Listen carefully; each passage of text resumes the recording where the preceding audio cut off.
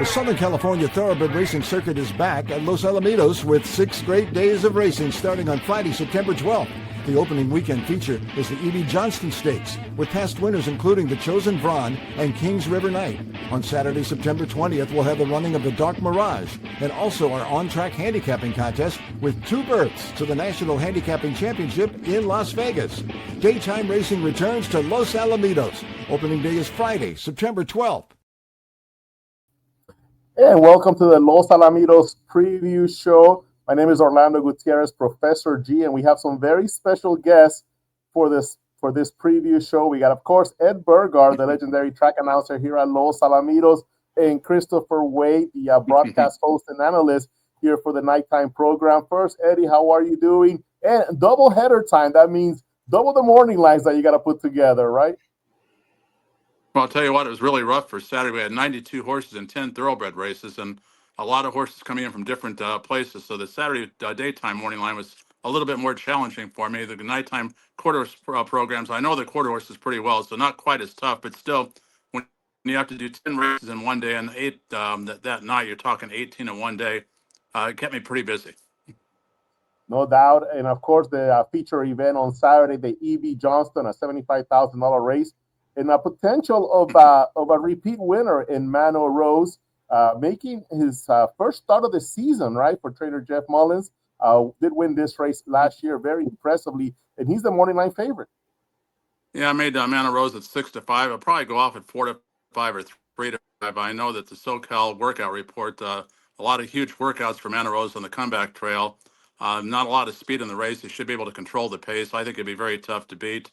But you've got a horse that Peter Miller has drawn on the far outside that was pretty impressive last time out. Lost a lot of ground in that win at Del Mar, and Peter claimed the horse to get Antonio Fresu aboard. So I think the name of the horse is Left Hand Man. So I think it could be a pretty good race. Yeah, and of course, speaking of Antonio Fresu, has had a tremendous year. Kazushi Kimura back at Los Alamitos riding. He was the leading rider here at Los Alamitos during the LA County Fair meet at Los Al. So great to see him back. He will actually be joining Mike Willman. Mike Willman, a well-known publicity man and horse racing owner and breeder. He will actually be hosting the preview show here on Saturday, and his guest for the preview corner prior to the races will be Kazushi Kimura. So stay tuned for that. Chris, of course, you take a good look at everything racing around the country, especially everything that happens here at Los Alamitos. You always have some thoughts about the daytime action. Yeah, I love the daytime action. You just got to work pretty hard. But don't forget, one of my favorite angles is the turf horses. Tactical speed horses love Los Alamitos. So don't let that horse go off at 5 or 6 to 1 because they always give you everything they got. They hit that turn. They hit that corner. They extend the lead or make up ground while the turf horses on the ship end hit the tighter turns at Los Al, and they kind of ski out and drift. So don't forget the turf horses like Los Alamitos, and don't leave those horses out because you get some prices on them on occasion.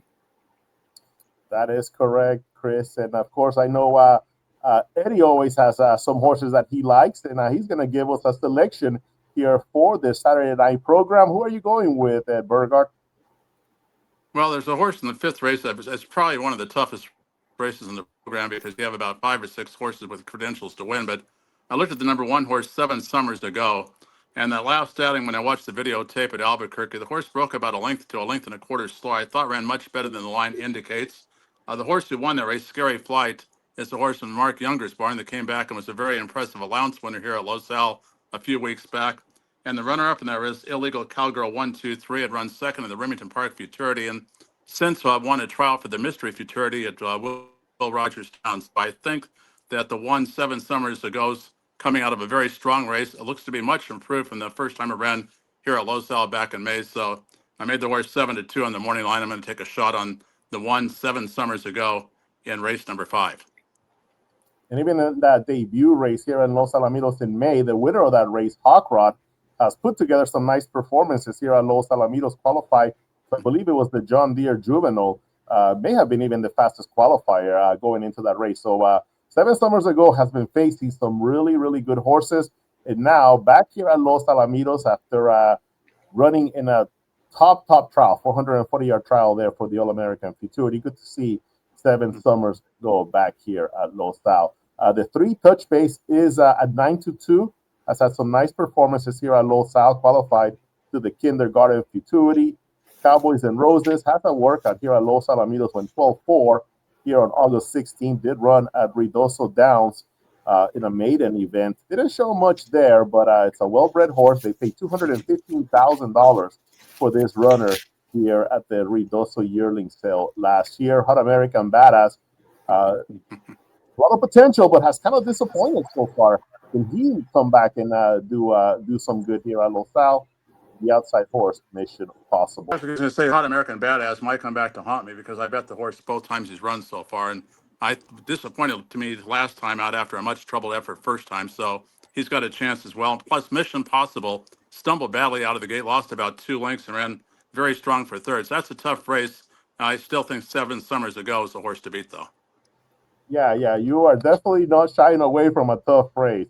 So you're going with the 1, 7 Summers Ago. Race number 6. Chris, do you have a selection in this race? Yeah, I'm going to go to the horse lay outside at that Warm Springs. This horse came off a 120-night layoff and ran better than looked there off the videotape. This horse didn't get away very well, broke slow, was behind the horses, and was in close quarters and cross. And the horse had to take up hard stayed near in the wire, but had a good amount of run under a hold as a nice sized individual and finished better than looked and galloped out pretty strong. So going to that outside post, I'm going to give this horse a look there in race number 6 too. That outside post should definitely enhance this horse's chances with a better getaway expected. Second time off that 112 night layoff, coming back in 20 nights. So coming back relatively quickly, second time off the layoff. I'm going to give the horse a big look here to break and be a big factor in the final 8th of the fair. So both of you are going with horses from the Ramiro Castillo barn with Armando Cervantes up Warm Springs here after running in a trial event for the PCQHRA Breeders' Futurity, which is actually the final is tomorrow night, Sunday night, I should say, here at Los Alamitos. Let's take a look at the feature event on the Saturday program. That's the Grade 1 Mildred Vessels Memorial Handicap, a $100,000 event. And what a tremendous group. 3 Grade 1 winners in this race. The 1 Rocking with Energy, 1 the Charger Bar Handicap, the 2 Curls Joyful Wagon. What a tremendous season she has had. 1 the one the Takeda Stakes at Remington Park. 1 the Juno's Request, a Grade 1 event, a $100,000 race also at Remington. Ran 2nd in the Easy Date and 3rd in the Charger Bar here. So a tremendous season for Curls Joyful Wagon for owner breeder Martin Stacy. Trainer John Steinbach has brought a lot of good horses here at Los Alamitos and brought her here. She performed well, has absolutely been tremendous at Remington Park. Jessica Cruz, the champion H-Mare, AQHA, and PCQHRA both honor her with that title. But look at that price, 15-1. The superstar Brazilian, Miss Aisao JQM, we've seen her win some nice stakes races. We'll see how she does at 400 yards, and this is definitely the toughest group that she's ever faced. The 5, Shaking Going On, 1 of 2 3-year-olds in this race. Since the year 2000, we've had 4 sophomores, fillies, that have won this race. Tequila Sangria in 2019, Blues Girl 2 in 2007. There was another one, Eevee What a Runner in 2003, also did it. The Jose Flores had a 3-year-old filly that won this race a few years ago in 2021. And now Shaking Going On, trying to become the 5th 3-year-old to win the Millie Vessels. Market Analyst coming off of a nice win on California Breeders' Champions Night. Hot Temptation has had some really nice performances. Comes from Ruidoso Downs after a big win there. Gutters Homes and Garden won the Abigail Kawananakoa. The 9, AJ Born Running, has won a lot of stakes races. She always makes these dances. She's a fun gray mare to watch run. And in the mode, the only non-stakes winner here, but did run 2nd in the Rolling A Matron Stakes. So I'll ask the legendary Ed Burgart. You pretty much call all those 3-year-old winners that came back and won the Mildred Vessels, Blues Girl 2, Eevee What a Runner. RV Reason to Fly. That's the one that I was trying to remember for Jose Flores. That might be the only one that you didn't call. But who do you like in this race, Eddie? I'll tell you what, I had a really rough time with it off the videotape. I like the Brazilian horse, I was listening to Mike Rona's call. I think to call it Ms. Izal. I'm not exactly sure the pronunciation, but she got bumped back really bad at the start last time. I dropped about a length and a quarter behind. I thought should have won that race for sure. I think the 400 yards would be right up her alley. I thought it was a very, very tough race, though. I could make cases for 5 or 6 horses. Shaken going on to rocket out of the gate and likes 400 yards as well. And rocking with energy, I think we're going to show a workout to Orlando. Source loves the rail post, won the Charger Bar handicap, I believe, out of post position number 1. And the 2 times Rocking with Energy's had the rail, 2 victories. Rocking with Energy does come into this race after a gate work August 23rd, went 18 flat. And one thing that I found kind of interesting is that when Paul Jones loaded her for that gate work, he put her right in spot number 2. So as close to the rail. She won the Charger Bar from that same spot, post number 1. Works her from kind of an inside post. And then she draws number 1 here for the Mildred Vessels. So that inside post should be absolutely no trouble for Rocking with Energy. Any other thoughts about her, Eddie? Well, going back in her past form, Orlando, she really runs well when she's had like 5 or 6 months off. And Rocking with Industry's got that high striding action. I think the rail's a good spot for her because at times she doesn't break that well. And if she gets shut off, she gets shuffled back from between horses. But from the rail, she's got a clear shot to make that late run. So I think that's why it's an ideal post for her. And I believe she beat what Curls Just Wagon in the same in the Charger Bar earlier in the year. So it's going to be another good matchup between those two. Yeah, no doubt. And I was able to get the gate work for Rocking with Energy. Again, this happened on August the 23rd. There she is from the inside post. You can see right there, she's going to start from slot number 2. So let's take a look. And she does kind of break. It looks like she's ready to break. Doesn't quite do so, but she's kind of going to break out slightly. And then slowly she'll start kind of finding that inside angle path. Right, you can kind of see she wants like 400 yards. You can tell almost all along in this work that 350 is really not her cup of tea. I think 400 is going to be right up her alley here, but she's going to need every bit of a good break to beat this field because with Shaken going on is probably the quickest breaker in the lineup. They're going to have to catch her. Then she's going to have to come out close to the lead to be able to win, in my opinion. Yeah, and you can watch workouts as well as anybody. It looked like her head was a little high there. Was it because the rider's just not letting her go at that point, just kind of holding her? And we could see how she was ready to break. She wanted to take off. Nice and easy work here for Rocking with Energy. She's going to be flying from that inside post on Saturday night, I think. Chris, your thoughts? Yeah, I gave her a look. If she runs fresh, the inside post will be fine for her. I gave her a look as my 4th choice in this very closely matched affair. This event's got so much talent in it, and all headed by, of course, the Miss Isal JQM, as noted by Ed. He gave the horse a length and a quarter, length and a half of trouble. And Eddie, as per usual, you're right on the money. I gave the horse 21 trouble, which is a length and a half, and the horse finished well and galloped out very strong. Should have won that race. A better getaway. This horse has a big look at the outcome. Is my top choice. There, Miss Isal JQM. Of course, Hot Temptation has a big look at the outcome on my charts. And my 3rd number will be the 5, Shaking going on. He's very, very quick. Justin always gets him out of the gate, and this horse will be out there saying, catch me if y'all can.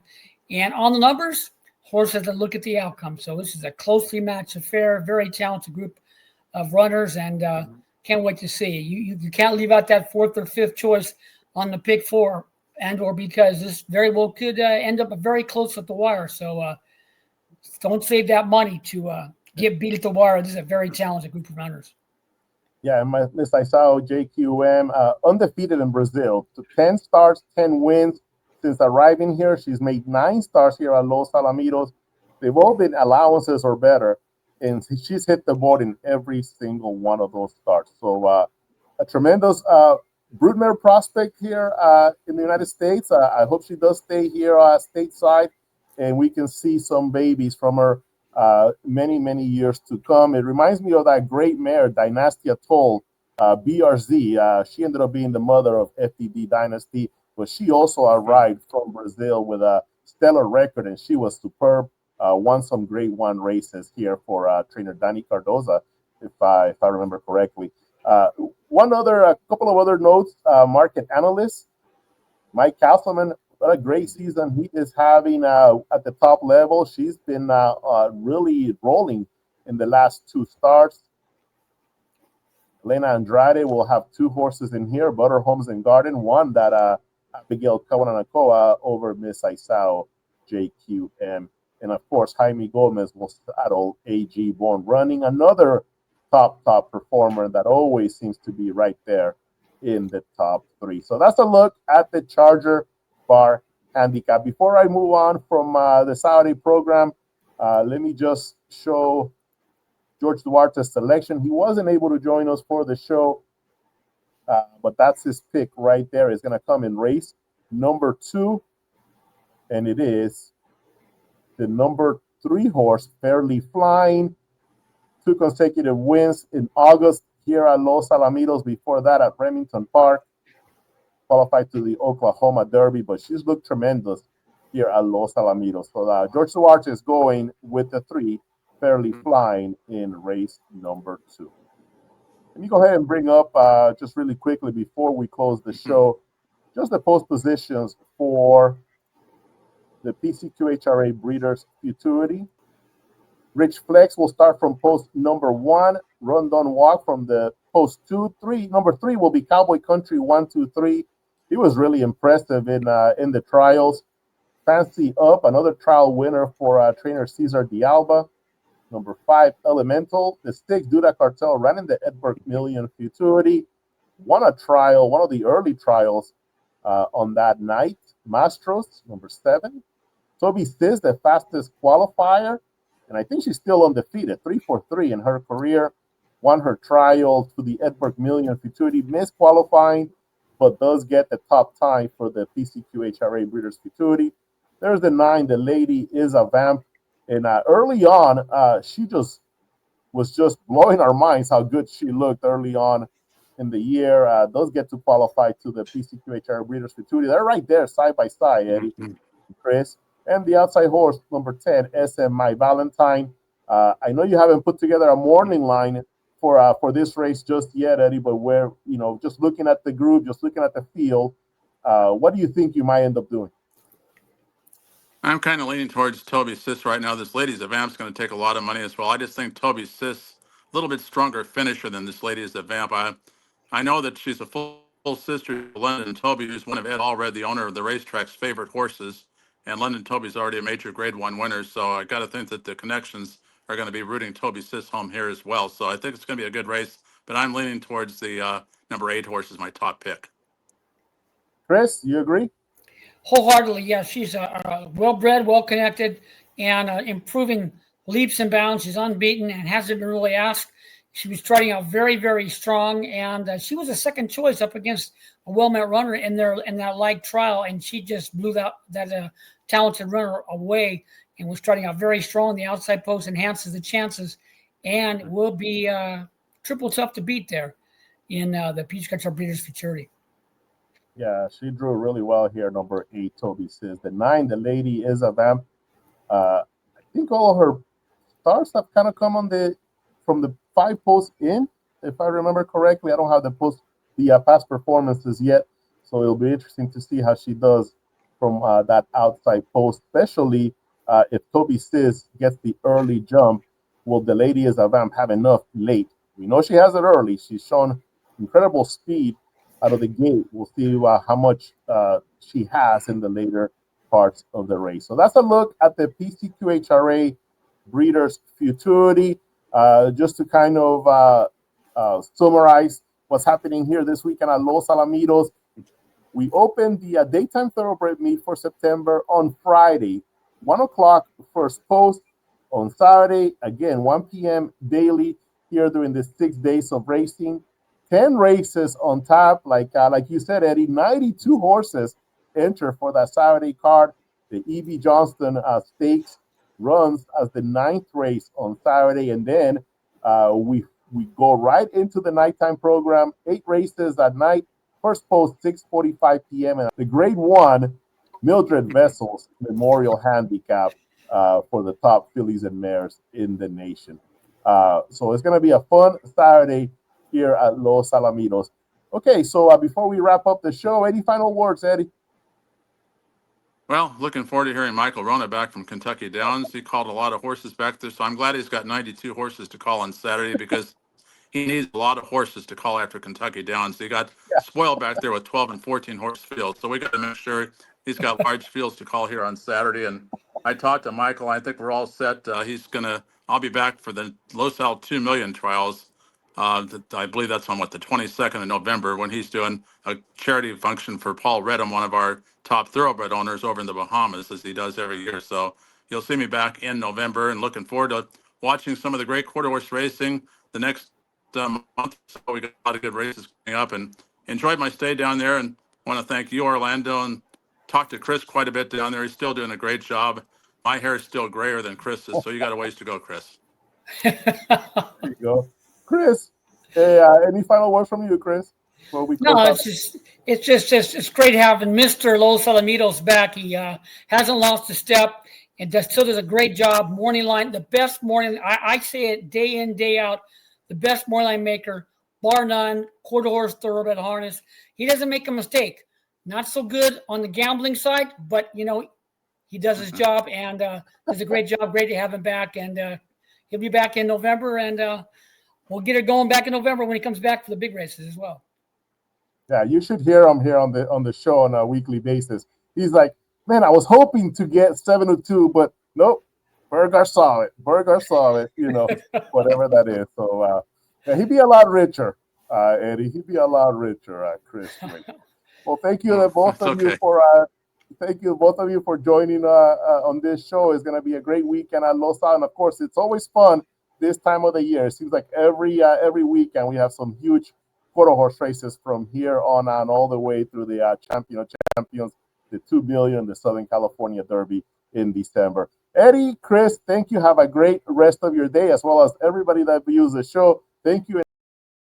Ed Allred, quarter horse racing's all-time leading breeder, has another great consignment of yearlings at the Los Alamitos Equine Sale, October 4th and 5th. Allred has consigned the following favorite cartel yearlings. Hip 82, a full sister to Grade 1 winner London Toby. Hips 96 and 97, full siblings of the Grade 1 winner Circle City. Hip 105, a full sister to 3 graded stakes winners. Hips 165, 166, and 167, full siblings out of the great broodmare Up For It. Don't miss Ed Allred's great consignment at the Los Alamitos Equine Sale.